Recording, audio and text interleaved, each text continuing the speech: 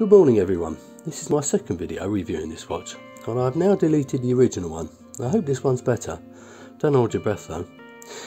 The Alpinist that made this model so famous was the SPB197, but the green dial and the gold indices never really appealed to me. In recent years Seiko have updated the Alpinist and included some rather nice colours. They introduced the Mountain Glacier limited edition dial purely for the European market, which proved so popular they made even more, leaving the people who paid a premium for the limited edition model rather peeved. The watch I'm reviewing today is my own. It's not the original limited edition version, albeit it's exactly the same, but it doesn't come in a box quite as nice and it hasn't got the additional strap.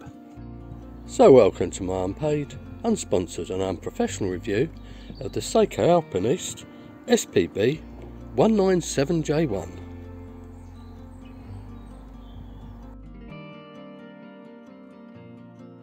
As usual, let's start off with the dimensions. Well, it's got a case of 39.5mm, a lug width of 20mm, a lug to lug of 46mm, is 13mm deep, and after adjusted to fit my 17cm wrist, it comes in 136 grams.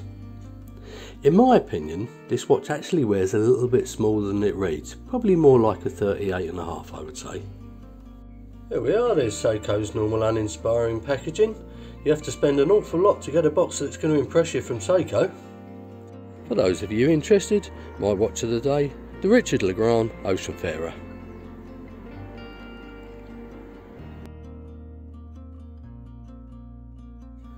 As you can see, the watch has got two crowns, neither are signed, but the bottom one does have this small indentation in it.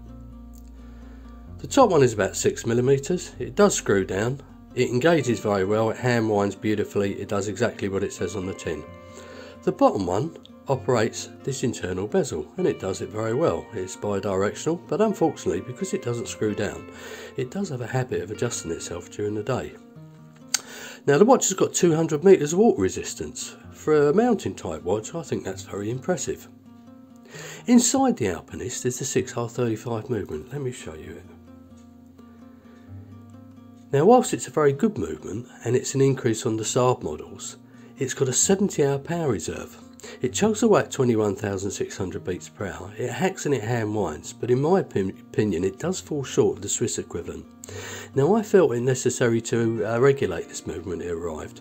Although it was just about within specification, it was running at around about plus 20 seconds a day. I've since had the back off, so let's have a look at what it's doing now. There's a lovely set of figures. It says plus 6, plus 8 seconds a day. In reality that's going to run almost spot on. Amplitude looks a tad low, that's because I haven't been wearing it. 0 beat error. Now the watch has got a flat sapphire crystal with some AR coating. And it's got a Cyclops, which is well applied and it does the job well, but unfortunately I don't like Cyclopses.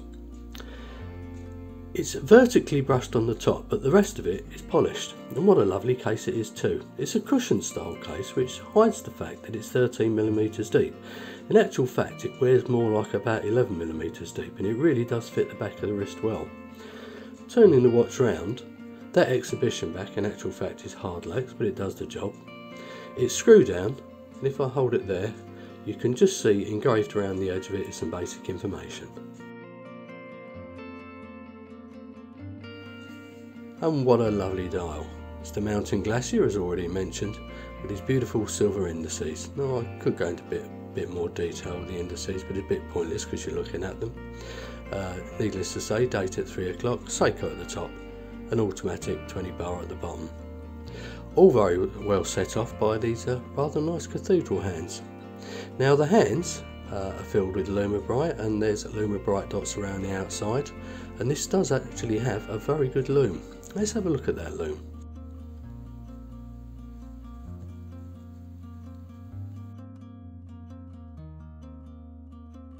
Now I would describe the bracelet as comfortable and functional. It doesn't feel particularly premium, but it's okay. It's very well brushed, it's polished at the sides, it's got solid links, solid end links. They don't fit the case absolutely perfectly, not bad, but there is a little bit of wiggle there. It's got push pins, which is a tad disappointing, but they're quite well engineered push pins. It was easy enough to adjust. Moving on to the clasp, well, it's half milled. It's comfortable, but it does only have 2 micro adjusts. That's not great, and it's signed, as you can see. Okay, here's the bit people want to know about.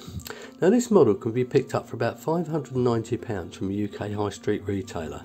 Although it was a bit more than that when it was first released, and the limited edition one was about £150 on top of that from what I can remember. Now, the one I bought 6 months ago had hardly been worn, and I paid £550 for it. Now, that seemed a great bargain at the time, but not so much now.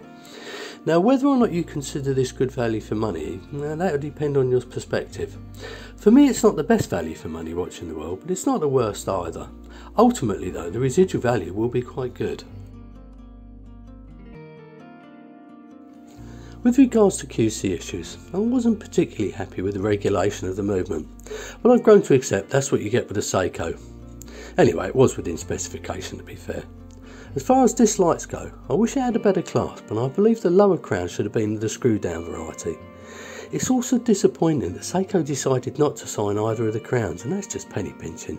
Finally, I really don't like the Cyclops. My likes are based solely around the aesthetics and the fit, as I believe the watch looks fantastic on the wrist. And to be fair, now I've regulated it, it does keep very good time. Now, the Alpinist is just one of those watches all watch enthusiasts should consider owning. Its iconic design, its fit and finish are excellent. And if you don't love this colour as I do, the black and the cream also look very good. From a specification point of view, it may not be the best watch for the money, but I think anybody buying a Seiko knows what they're going to get. Anyway, that brings me to the end of this review. I do hope you've enjoyed it. If you haven't subscribed already, please consider doing so. Press that like button, leave your comments, and enjoy the rest of your day.